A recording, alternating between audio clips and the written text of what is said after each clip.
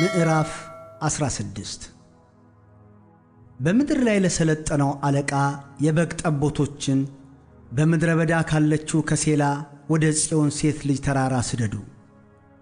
እንደሚበርር ወፍ እንደ ተበተኑም ጫጩቶች እንዲሁ የሞዓብ ሴቶች ልጆች በአርኖን መሻገሪያዎች ይሆናሉ።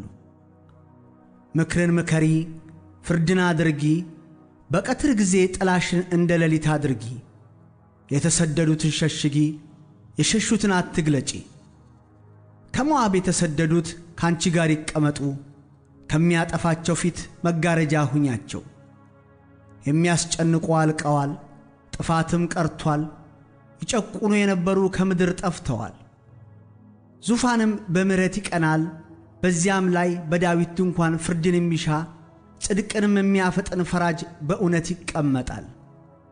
ስለ ሞዓብ ትዕቢት እጅግ ስለ መታበዩ፣ ስለ ኩራቱና ስለ ትዕቢቱ፣ ስለ ቁጣውም ሰምተናል። ትምክቱ ከንቱ ነው።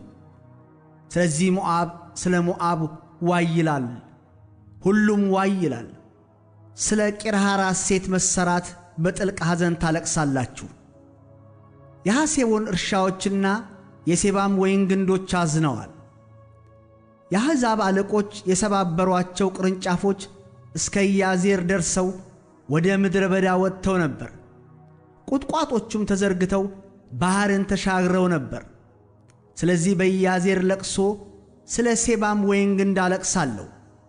ሐሴቦንና ኤልያሊ ሆይ በዛፍሽ ፍሬና በወይንሽ መከር የጦር ጭወት ወድቋልና በእምባዬ አረካሻለሁ።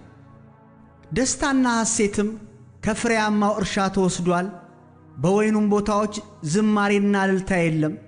በመጥመቂያም ወይን የሚረግጥ የለም። የረጋጮችን እልልታ አጥፍቻለሁ።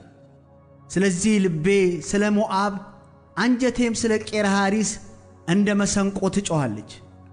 ሞዓብም መጥቶ በኮረብታ መስገጃ ላይ በደከመና ለጸሎት ወደ መቅደሱ በገባ ጊዜ አያሸንፍም። እግዚአብሔር በሞዓብ ላይ በድሮ ዘመን የተናገረው ነገር ይህ ነው።